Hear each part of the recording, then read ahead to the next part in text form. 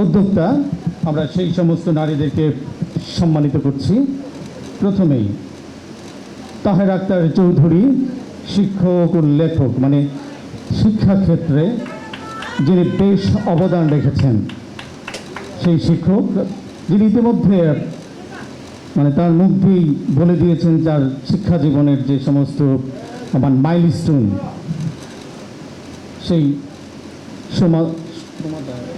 তাহের আক্তার চৌধুরী, বিশিষ্ট শিক্ষক এবং লেখক, তিনি সম্মাননা গ্রহণ করছেন।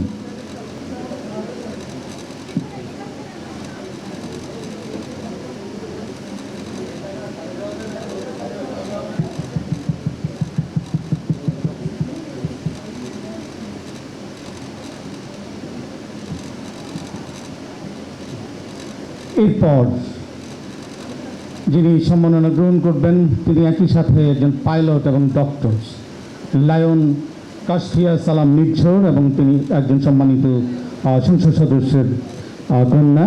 তাকে সম্মাননা গ্রহণ